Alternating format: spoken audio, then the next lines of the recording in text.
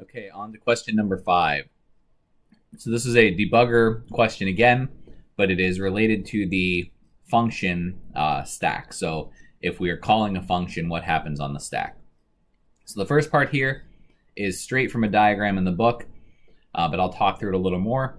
So we're asking what is the order of these 5 things on the stack as we call a function. So the first thing in memory on the stack is main's variables.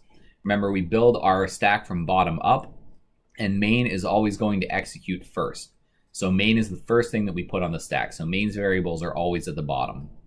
The next thing that we put on the stack are the function arguments, because we set those up to call from main into a function. So we're moving data from main and we're sending it to a function. That means that has to come next.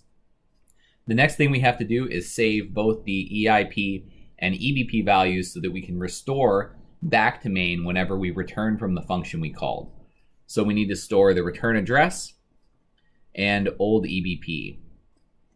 And then the last thing left is function variables, which is what we would use to store all of the function variables when we get there. So that's it. This should just be a diagram that you have on your equation sheet. So part B, after calling the function addition, what is the value of the return address stored in main memory? Circle 1. Okay, so keep in mind, the return address should be a text segment value coming from the main function. So we should be looking at the disassembled code for main. So where we see disass main, we see dump of assembler code for function main. We should be looking for the instruction that says call whatever the user-defined function is. So the function is addition. We're looking for the line that says call addition. That's right here. And then we need to go one instruction past that, because we don't want to return the EIP to where the call is. That's just going to make us have an endless loop of calling that function. We want to go to one instruction past it so that EIP will execute and the CPU will execute that next instruction. So we just need to see that that value is 0x08483888. We have to find that here, which is right there, and that's it. So we're just finding the instruction that's one past the call instruction in main's assembly code.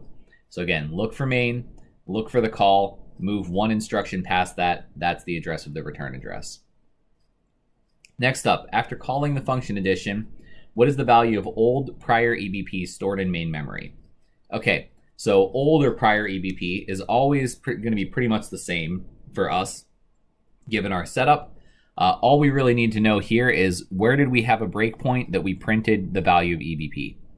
So in this case, we can see breakpoint 1 is at main, and we have IR, EIP, ESP, EBP at that point in the debugger output.